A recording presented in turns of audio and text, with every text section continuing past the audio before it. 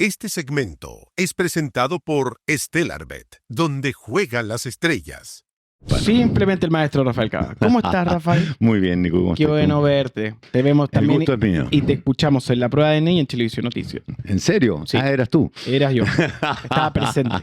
Es por eso que para mí es un placer saludarte. Y nada, primero pensar algo que me parece que nos permite desde tu mirada en tu año dedicado al mundo relevante. Las estrategias en las cuales gobiernan estos gobiernos disruptivos. Inundar el pozo, el estilo Steve Bannon, el ruido. La mentira. La mentira. Son parte un poco de estos movimientos. No sé si un poco, bastante de estos movimientos, pero indudablemente eso afecta a la población. Tiene un efecto. Sí, claro. Mundial. ¿Y cuál es tu lectura respecto a ello? A ver, estamos asistiendo a la reconfiguración del mundo. Pasamos de los organismos multilaterales como la ONU, como la OTAN, que con todas las fallas y discrepancias que tienen, eran eventos que organizaban la política internacional en base a derechos, a normas. La política internacional basada en normas. Hoy día es la política internacional basada en la fuerza, en el más fuerte. Lo ves en Rusia, en Ucrania, lo ves en Estados Unidos con ya las intervenciones que ha hecho en Venezuela y en Irán, solo por poner dos ejemplos. China con una postura mucho más reservada, porque los chinos ven a un plazo de, no sé, 30, 40, 50 años. China tiene decidido ser la potencia mundial la primera potencia mundial para el 49, cuando se cumplan 100 años de la Revolución de Mao, y por eso toma partido solamente con visiones de largo plazo. Al fin del mundo multipolar. Ahora las normas internacionales se fueron al carajo. Benjamín Netanyahu tiene una orden de detención de la Corte de Justicia de Naciones Unidas que no ha sido cumplida. No ha sido cumplida, pese a que es obligación de todos los Estados miembros y todos los estados del mundo son parte de la ONU, pese a que aquí hay quien dice que los estados se están saliendo de la ONU, que es una ignorancia supina, digamos. Todos los países del mundo. El único que no pertenece es Kosovo porque no está reconocido como estado. Pero, por ejemplo, los territorios palestinos son parte de la ONU. Claro. Entonces, eso se acaba de ir al tacho y ahora los 5 miembros del Consejo de Seguridad de la ONU, que al final del día eran los ganadores de la Segunda Guerra Mundial y podían vetar cualquier resolución, se ven enfrentados a un nuevo escenario. La OTAN está desnuda y expuesta. Ya Trump les ha dicho que si se ponen demasiado insolentes los deja solos con Ucrania. Y realiza intervenciones que, por muy mal que me caiga el dictador Maduro, es una violación del derecho internacional. El ataque contra Irán es un ataque preventivo, algo que está descartado desde los acuerdos de Baviera de 1600 y algo, y que se usó en esta pasada para iniciar una guerra contra Irán. A ver. La escucho igual, la escucho igual. ¿Escuchan? Ahora sí. Hola, bienvenido. Rafa, en medio de toda esta escalada brutal, claramente hay rumores que han circulado a nivel global y en estas últimas horas hay una guerra también de propaganda total. Entonces, desde tu experiencia y leyendo las agendas internacionales, ¿está vivo Benjamín Netanyahu? Difícil saberlo, yo creo que sí. No, o sea, mientras no tengamos una prueba palmaria de que está vivo, una transmisión en vivo, por ejemplo, o una conferencia de prensa, hay que ponerlo en duda, pero hay que probar que está muerto. Así funciona el asunto, no al revés. Benjamín Netanyahu, aunque esté vivo... A ver, se han preguntado, ¿por qué no nos llegan imágenes de televisión ni desde Tel Aviv, ni desde Teherán, que son casi todas imágenes de celulares? Sí. Censura de prensa, ya lo dijo Raúl Sor y mucha gente antes, digamos, en una guerra la primera víctima es la verdad. Hay censura de prensa, evidentemente. Ninguno de los dos bandos quiere reconocer cuánto daño le han hecho, pero el que más novedoso, digamos, el de Israel. La última vez en la guerra contra Gaza yo pude entrar a Israel, por primera vez me hicieron pasar así en 5 minutos. Siempre Israel te somete a estrictos controles cuando entras y cuando sales. Pero en esa ocasión querían mostrar que eran la víctima. En esta ocasión no hay víctimas, hay victimarios en ambos lados. Y aunque Irán es una teocracia que viola los derechos humanos, aquí estamos enfrentando, creo yo, una guerra entre dos teocracias. O sea, Claro. en el análisis internacional y en la propia Israel, muy pocas veces escuchábamos hace 10 años atrás el término Gran Israel, que va del Mediterráneo hasta el Éufrates. Ahora, ministros del gabinete de Benjamín Netanyahu lo dicen así sin ningún problema, y cuando Hatshepsut, el embajador estadounidense, fue entrevistado por Tucker Carlson y le dijo, bueno, pero si Israel quiere conquistar hasta el Éufrates, nosotros no lo veríamos con malos ojos. Ese es el Gran Israel. Eso es bíblico. No tiene nada que ver con geopolítica, es bíblico. Y cuando tú supeditas las normas y tu política internacional a la Biblia, estamos hablando de regímenes religiosos, que son un desastre en todas partes del mundo, porque todos los textos religiosos en algún momento, o sus intérpretes, interpretan que matar gente no es tan malo si se hace en nombre de Dios, o Claro. que está bien si se hace en nombre de Dios. Claro, y recordemos que hace años atrás, cuando Rusia invadió Ucrania, la narrativa de los medios occidentales más bien iba ligado a algo democracia contra autoritarismo. Entonces, ¿cómo ha cambiado la cobertura del conflicto hoy frente a lo que vimos en Ucrania? ¿Cuál es la narrativa que está dominando? A ver, lo que pasa es que la narrativa de Putin es una narrativa autoritaria, otro que quiere expandir Rusia a lo que fue la Rusia imperial. Entonces, que atacar a Ucrania, que además fue parte del territorio de la Unión Soviética, aunque siempre un poco díscolo, y que además el actuar de los ucranianos estaba muy cuestionado, al igual que el de los rusos, pero, a ver, se hizo un acuerdo, el acuerdo de Minsk, por lo que todas las fuerzas irregulares, ¿ustedes se acuerdan cuando combatían puros irregulares? En el papel estaban en paz, pero había combates en Donetsk y en Lugansk. En esa época, el Donbass, en esa época peleaban pura gente sin chapas en el uniforme, pero todo el mundo sabía que eran escuadrones rusos y escuadrones ucranianos. Algunos escuadrones ucranianos eran nazis partidarios de la OTAN, se llama el escuadrón de Azov. Y el acuerdo de Minsk dijo, ya, tienen que disolverse todos los grupos irregulares para ambos lados. ¿Qué hizo Ucrania? Lo integró a su ejército, lo convirtió en parte de sus filas, lo cual es claramente violar el espíritu del acuerdo. Aún así fue una guerra de un régimen autoritario contra un régimen democrático, pero corrupto, muy corrupto. En el caso que vemos, la narrativa se ha convertido en héroes que defienden a los ucranianos de Rusia, lo cual no es inexacto, pero es incompleto, está lleno de mercenarios. Yo los vi. O sea, ¿Viste alguna vez a un mercenario del grupo Wagner? No, vi O mercenarios algo- occidentales entrando por Polonia a Ucrania. ¿Y cuál es esa vida? La vida del mercenario, debe ser interesante. Es interesante, no es la primera vez que los veo, los vi también en Irak y son, en aquella época me las arreglé para manotearle, se puso a dormir el tipo y dejó la mochila abajo, con el pasaporte asomando de un bolsillo, entonces lo saqué con el pie y lo miré, tenía entradas en todos los países en conflicto, estaba lleno de tatuajes, un tipo más parecía un hooligan, pero en el aeropuerto se echaron en sus mochilas, todas mochilas verdes grandotas, y de repente llegó alguien del Ministerio de Defensa, del Departamento de Defensa de Estados Unidos, los tipos se pararon, empezaron a marchar en fila, con el mismo paso, y el último se dio vuelta y chequeó todo antes de irse.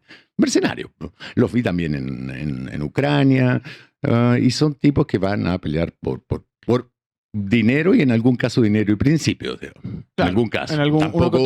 Tampoco hay que convertirlos a todos en una suerte de asesinos a sueldo. Voy a tirar una línea a propósito, aprovechando que estás, que siempre es apasionante escucharte, sobre el tema de Cuba, que parece ser que es el próximo evento del fin de semana. Es como que esta guerra han ido como adelantándose, es como hay un proceso. Y ahí parece ser de que hay un acto también político, estratégico de parte de Trump de conquistar a la audiencia en Estados Unidos latina. que tiene una herencia cubana muy interesante, por lo menos en la zona de Miami, y que va a tener, por supuesto, repercusiones en Estados Unidos directa en un momento de poca popularidad. Entonces, ahí quiero saber tu proyección del evento. A ver, yo creo que a Cuba lo va a tomar sin armas, digamos. Yo creo que le conviene. Al estilo, un poco, aunque sí sucedieron incidentes, lo que pasó en Venezuela. Yo creo que menos, porque se reconocen conversaciones entre el gobierno de Cuba y el gobierno de Estados Unidos. Se está forzando la muñeca. Puede ser que llegue al evento armado, pero le conviene más para su imagen internacional hacerlo a través de la diplomacia, porque si no todos los problemas los resuelve a punta de pistola. A mí, sinceramente, a mí me preocupa mucho más lo que está ocurriendo en Irán. Irán tiene la capacidad de regionalizarse. Cuba no, ninguno. De hecho, hablamos de regionalizarse, que es que otros países empiezan a tomar la bandera de la lucha contra... A ver, para defender o atacar Irán. Pero el problema está en que Irán está en una posición tan estratégica. Irán no ha cambiado sus fronteras desde que existe como país. Y antes. Persia, heredera de Ciro el Grande, que en el año 500 conquistó un territorio desconocido.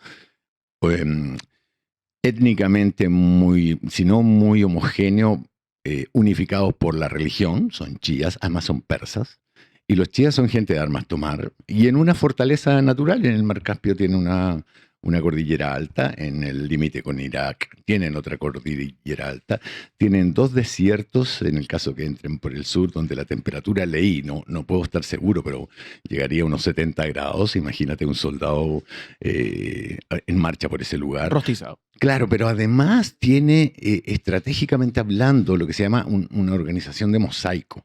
No es una organización centralizada la Guardia Republicana, tiene múltiples unidades territoriales que tienen decisión propia, tienen capacidad de decisión propia. Entonces tú le matas al jefe de la Guardia Republicana, al segundo, al tercero, al cuarto, al quinto, y cada grupo de la Guardia Republicana tiene autoridad para tomar sus propias decisiones, no dependes del mando central. Y eso es brutal cuando te estás defendiendo, no cuando estás atacando. Y lo que está haciendo Irán es una guerra de resistencia que es súper inteligente. Alguien dijo por ahí, hemos tenido tiempo para estudiar la historia militar de Estados Unidos a lo largo de los últimos 100 años y sabemos perfectamente cómo actúan.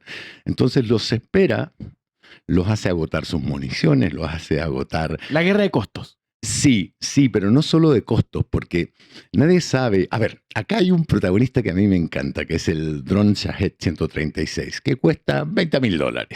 Un misil para interceptarlo, un Patriot, cuesta $4 millones. 4 millones. Los misiles del THAAD, del sistema de defensa de Estados Unidos, que conversa con el Patriot, lo integra, se han gastado una fortuna increíble. Hay una página que sigue el costo diario de la guerra y es una bestialidad. O solo operar el Gerald Ford, el portaaviones más grande de la historia y el vehículo, el buque más caro que se haya construido en la historia, cuesta $1 millón. Y ahora además tuvo que irse a Grecia porque se le desató un incendio a bordo. ¡Un incendio! Y hay rumores súper preocupantes que dicen que esto fue intencional por parte de los propios soldados que llevan como 11 meses embarcados sin descanso, rotando entre el Pacífico, frente a Venezuela después y ahora en Irak. Sea o no sea cierto, es preocupante que su mejor arma esté básicamente en el garage. Rafa, y ahí uno se pregunta y me gustaría que me ayudaras a contestar con total crudeza y sinceridad. ¿Tú crees que sirven hoy en día las cortes internacionales en este escenario y la ONU? No. ¿Se puede decir entonces que gana la ley del más fuerte? Sí, esa es la nueva geopolítica. Han sido socavadas una y otra vez, primero por Rusia y ahora por Estados Unidos, pero también por Israel constantemente. Israel viene violando las declaraciones de las resoluciones de la ONU básicamente desde el año 67, de la guerra del 67, sobre las colonias en territorios palestinos. Siempre apoyado por Estados Unidos. La última vez que alguien le plantó cara fue Obama, que los dejó en una seria situación. Por eso Benjamin Netanyahu fue a Estados Unidos y se presentó ante el Congreso sin haber sido invitado por el presidente de la República de Estados Unidos. Y eso es claramente un despropósito, o al menos muy, muy poco frecuente en las relaciones internacionales. Y fue allá a hacer lobby para Israel. Tengo una pregunta, Rafael. Estamos en medio de un mundo tormentoso. y estamos en un país al sur que comienza a hacer gestos de alineación con Estados Unidos. Uh-huh. ¿Alineamiento o alienación? Alienación.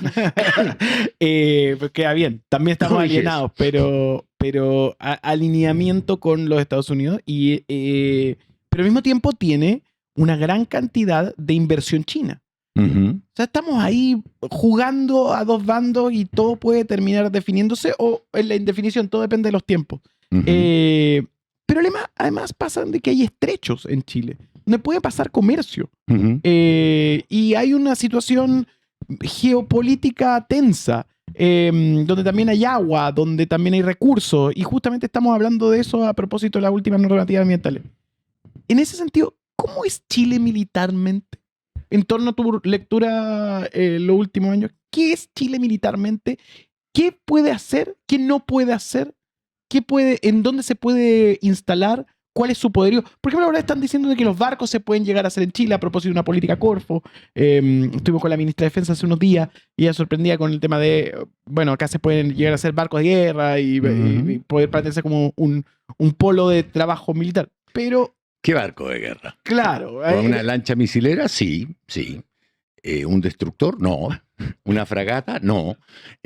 Nuestro país basa su defensa en el libro blanco que dice que es estrictamente defensiva. ¿Por qué? Bueno, porque cualquier propósito ofensivo te deja flancos abiertos. Entonces, en ese sentido, Chile tiene unas fuerzas armadas impresionantemente bien preparadas para una guerra defensiva.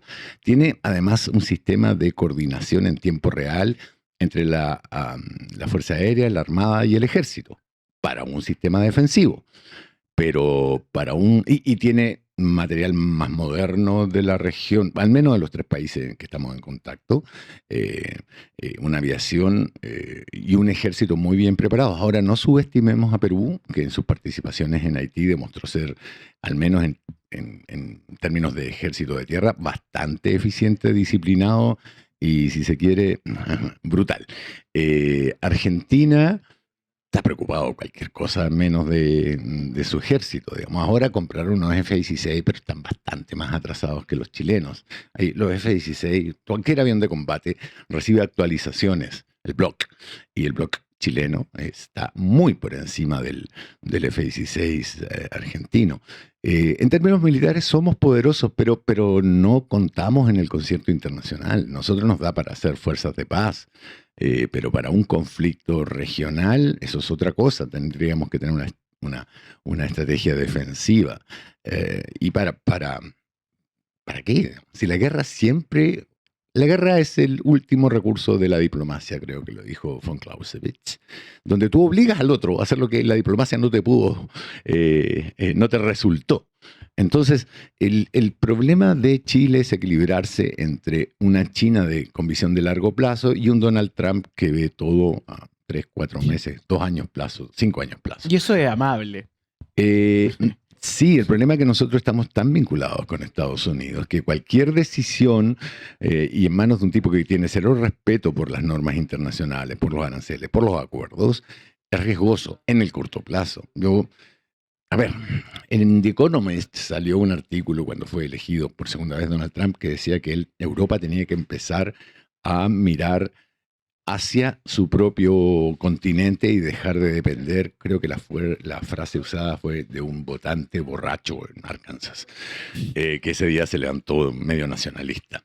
Entonces, eso relata para mí lo que estaba ocurriendo con Estados Unidos. La oposición interna está creciendo, hay muchos magas desilusionados porque el tipo prometió no meterse en conflicto internacional y se ha metido en cuanto conflicto internacional puede.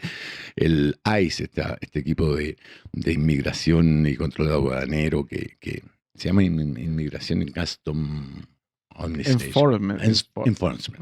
Es una banda de tontón macut, de matones, creado por Donald Trump, sacando gente de aduana, sacando a cuántos Rambo frustrados hay por ahí. Por eso han matado gente en Estados Unidos, golpeado gente, y eso crea una gran oposición interna. Y a mí me parece que estas operaciones internacionales tienen por objeto subir su popularidad, cosa que no es tan clara. No es tan clara. Las cifras de muertos de Estados Unidos son muy bajas hasta ahora. Se le cayeron en un día 3 aviones F-35, el avión más caro y poderoso que tiene en términos de polivalencia, en un día. Y al parecer abatidos por sus propios aliados. Entonces, las cifras de muertos a mí me parece que todavía no están muy claras. Y cuando empiezan a llegar los chicos en bolsas de plástico, los estadounidenses se lo toman muy mal. El votante. Es que lo que pasa es que en términos de guerras, Estados Unidos, Vietnam nos lo enseñó, Estados Unidos ganó todas las batallas, pero perdió la guerra. ¿Por qué? Por la oposición interna, básicamente, y por la estructura defensiva. La guerra se llama escalada horizontal, donde tú subes la apuesta, pero no con más armas, porque estás en inferioridad de condiciones, sino que ampliando el escenario de batalla. Lo mismo que ha hecho Irán cuando ataca a las bases militares en los países del Golfo. A ver, le han pegado a bases militares, se echaron ¿han visto la imagen de ese radar, ese domo gigante al cual le pega un avioncito, el Shahed? Claro. Ese avioncito, ese dron, cuesta $20,000. Y con esos aparatos le está destruyendo instalaciones de millones de dólares. Además tiene los misiles y tiene ahora los misiles hipersónicos. El primero, ¿se acuerdan? Fue el Oreshnik, ruso, que le pegó a Ucrania, pero sin carga. Y estos tipos lo usaron hace poco para llegar a bases militares estadounidenses. Le está provocando un daño económico gigante, está ampliando el teatro de operaciones. Y esto lo iba a decir al principio cuando dije que Afganistán era una fortaleza, pero que está en un enclave que conecta continentes. Y ese enclave es súper difícil de conquistar. Pero además, imagínate que eventualmente lo que Trump proponía al principio, digamos, una revuelta que hiciera cambiar de gobierno, no ha funcionado. Ese era el objetivo en 15 días. No le pasó. Es más, ellos mismos salieron a decir, ahora el resto del trabajo lo hacen ustedes. Claro, claro. Ahora, ¿tú crees que Rusia va a permitir que se instale un gobierno pro-americano ahí en el Mar Caspio, que en el medio del Mar Caspio es frontera iraní-estadounidense? ¿Tú crees que China va a permitir un gobierno pro-estadounidense? Si es que eso pusiera, porque eso también es una fantasía, en el país que produce el 15% del petróleo que ellos consumen. Y permíteme hacerte el apunte, el famoso Estrecho de Hormuz. Maravilloso. ¿El estrecho? ¿Conociste el Estrecho de Hormuz? No, ojalá hubiera conocido. ¿Qué hay en el Estrecho de Hormuz? Porque siempre te dicen el Estrecho de Hormuz y uno nunca puede lograr imaginar qué hay ahí. En el vasto mar y la entrada hacia Irán y los países del Golfo, el Golfo, hay un pedacito que mide entre 56 kilómetros y 30 y algo, que en términos de guerra es algo que le podéis pegar con una onda, básicamente. Tú podéis baterías terrestres y le podéis pegar un barco. Además que el fondo está minado. Minas que se activan cuando pasa un barco por arriba. Entonces, cuando tú bloqueas el Estrecho de Hormuz, y eso no es absolutamente correcto, está bloqueado para buques estadounidenses o de sus aliados. Los chinos siguen.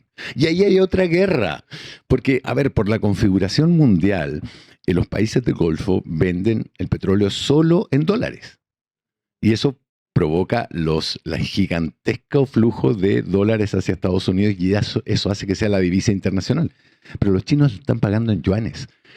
Y si, como en algún momento lo dijo el régimen iraní, empezamos a dejar barcos que solo paguen en yuanes, tú asistes al final del dólar como la moneda hegemónica mundial, la divisa internacional. Por eso te digo que Irán está ampliando todos los frentes. Los barcos además no están entrando porque los seguros son tan caros que te hacen inviable un viaje.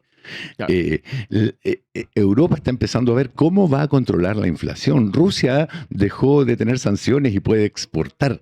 Le está generando al mundo, Irán, una suerte de presión en tantos ámbitos políticos, económicos, financieros, de relaciones internacionales, que Estados Unidos se ve en un compromiso muy grande. Puede perder mucho sin ganar nada. El costo de la guerra, el costo-beneficio, la relación costo-beneficio está totalmente en contra de Estados Unidos en este momento. Está perdiendo plata directamente, está perdiendo apoyo. Llamó a los países de la OTAN a meterse a defender y a China a defender el estrecho, y todos le dijeron, ese no es nuestro problema, tú te metiste solo ahí. Y en ese estrecho tú puedes destruir casi cualquier barco que se te ocurra. Es cierto, atacaron la isla esta donde está 90% del petróleo que se exporta, pero no atacaron los depósitos de combustible. Ahora, el bloqueo del estrecho de Hormuz, y esto se dice muy poco, controla la salida del petróleo, pero también la entrada de alimentos. Los países del Golfo no producen tanto alimento para ellos, lo importan porque son tierras súper estériles. ¿Qué pasa si Irán le bombardea las plantas desalinizadoras? Se quedan sin agua, países en medio del desierto. Completamente. Y tienen la capacidad de hacerlo. Por eso Irán no ha hecho este ataque generalizado que la gente tiene en mente. Ha hecho ataques selectivos contra los blancos estadounidenses. Yo leía por ahí que atacó primero las bases y después los hoteles, porque ahí fue donde se refugiaron los soldados después de los ataques a las bases que estaban desprotegidas o no suficientemente protegidas. Y lo último fue atacar la embajada de Estados Unidos. Y esto está provocando movimientos en todos los países del Golfo que dicen, las comunidades chiíes que hay están diciendo, a ver, pero están atacando a nuestros hermanos. Y ahí vuelvo a la dificultad de conquistar Irán, que es un país persa, chiía, con una identidad cultural súper fuerte, es un país montañoso, no es un país plano como Irak, y que en Irak atacó bases también en Emiratos Árabes, en Bahrein, en la propia Arabia. Entonces, aquí se está produciendo una reconfiguración en torno a destruir, por ejemplo, la imagen del Estados Unidos invencible. Claro. Oye, para ir redondeando, dijiste que la última víctima, la única víctima de la guerra es la verdad, la primera. Y en ese camino, los periodistas hoy están desafiados a poder buscar fuentes y formas de poder saber lo que pasa. Y la gente también, en esta confusión, como bien planteaba Geraldine, de pronto cree que un titular de X o un video puede llegar a ser real. La guerra de inteligencia artificial. Todo eso. ¿Cuáles serían tus estrategias para informarte en medio de todo este escenario? La prensa local. Es el mejor medio. El problema es que esa prensa local, al menos en la narrativa occidental, no tiene mucho peso. ¿Por qué Israel mató a tantos periodistas? La guerra en Gaza costó más periodistas que las últimas 4 guerras juntas. ¿Por qué? Porque la prensa local era la que te daba el pulso. Por eso Israel no permite hasta ahora la entrada a Gaza de periodistas. Las imágenes que tenemos fue de un lanzamiento de ayuda internacional con periodistas a bordo grabando. Esas son las imágenes aéreas, pero en terreno no tienes nada, salvo aquellas extrañas o raras grabaciones que salen por celular, pero que son, uno, poco estimadas por la prensa, dos, en un concierto internacional que mira con pasividad o con impasibilidad espantosa, obscena, un genocidio, y que es súper difícil de descifrar porque nosotros tenemos poco contacto con la cultura iraní, con la prensa iraní, con Al Jazeera, por ejemplo, claro, que además es un medio interesado en el asunto, aunque debo decir que dentro del mundo árabe es bastante confiable. La cadena qatarí también tiene buenas imágenes, pero es súper difícil porque ambos están en una guerra de propaganda. Hay mucho chequeo de estas imágenes. Yo los he leído, pero tampoco sé si están interesados. En estos momentos hay que leer a especialistas. Mira, hoy día la televisión sufre, uno, de su propia pasividad. Hoy día, por ejemplo, yo no me explico por qué no hay gente en el Líbano. El Líbano es el otro frente que abrió Irán y que obliga a Israel a distribuir sus fuerzas en dos flancos. Pero falta Yemen, que controla el otro estrecho por donde pasa el petróleo. Estos todavía no se han metido en el baile. Prueba de que, o indicio de que Irán está haciendo esto súper gradualmente. Siempre tiene una carta más bajo la manga que poner en juego. Y desde Yemen a Israel se ha atacado antes. Si se bloquea el estrecho de Al-Mahed, creo que se llama, o Al-Madeb, tienes un nuevo bloqueo al tránsito del petróleo con todos los efectos que eso significa. El petróleo saltó de 71 a más de 100, bajó a 93 cuando Trump dijo que estaban cerca del final de la guerra y volvió a subir cuando Irak atacó de nuevo. Esto podría llegar a $120 el barril. La inteligencia artificial está siendo usada como un medio, pero los hechos en el papel son mucho más ricos en información. Y hoy día hay que escuchar podcast podcasts de gente especializada en el tema, los podcasts de The New York Times, que pese a todo es bastante liberal. Hay que leer Haaretz, por ejemplo, que es un diario israelí de izquierda que tiene datos que no tiene nadie más. Hay que escuchar podcasts de Londres, que fue el centro de la política internacional durante siglos. Eso es lo que hay que escuchar hoy día, eso es lo que hay que ponerle atención. Podcast, ni siquiera video, podcast, gente conversando, lo cual para mí es muy simpático porque de aquello de una imagen vale 1000 palabras, estamos pasando a que un par de palabras valen más que 1000 imágenes generadas por inteligencia artificial. Y aprovechando que estás acá en esta mañana con nosotros en Turno AM, te queríamos agradecer por acompañarnos, ojalá vuelvas, y por supuesto, para toda la gente que nos está viendo en casa y quiere seguir tus pasos, ¿cómo se puede llegar a ser reportero de guerra? No lo hagan. No lo hagan. Es una raza en extinción. Estamos claramente perdiendo la batalla. El que cada persona se haya convertido en un generador de contenidos que puede manipular a su antojo está dejando de lado. Yo tengo la esperanza de que este tipo de conflictos vuelvan a poner en la tabla a aquellos que tienen experiencia. Pero también es cierto que desde hace una quincena de años larga hemos perdido terreno frente a lo barato que sale agarrar una imagen de celular y ponerla en pantalla sin demasiada capacidad de saber, más ahora con la inteligencia artificial, sin demasiada capacidad de saber. Y la dinámica de los medios es ponlo en pantalla antes que otro lo ponga. El chequeo de información es posterior la mayoría de las veces, sobre todo en países como el nuestro. Si tú le preguntas a The Guardian, a Der Spiegel, El País, al New York Times, eso hace un trabajo más lento, pero mucho más profundo, o si se quiere, mucha más inversión. De verdad, a ver, a la gente que le gusta cubrir estas cosas, de verdad piensen en estudiar otra carrera u otra especialidad entre el periodismo. Ahora, si de verdad te gusta, buena suerte, admiración eterna, y es esto sí que es un apostolado, eso sí que es un apostolado. Respeto por todos ellos, desde Thiago Pavlovich en Chile, Marcelo Araya, a nivel internacional, no sé, Arturo Pérez Reverte, el creador de este libro, La Gran Guerra por la Civilización, que siempre me olvidó su nombre, era enviado del The Guardian, me parece. Y es un lugar que siempre potencialmente puedes tener pega. En Chile no, claro, pero potencialmente siempre puedes tener pega.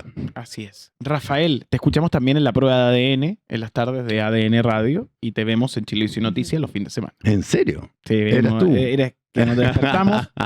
Siempre tiro la misma talla foma. Así, eras tú el que me... Pero sin una carcajada, Rafael Cavada no se completa la entrevista. Así que me quedo tranquilo. A esta altura voy a empezar a cobrar derecho a autor.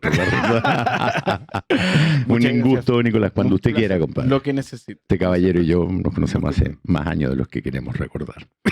Es verdad, es verdad. Un placer, Rafa. Un placer para ti, Nico, para ti. Muchas gracias.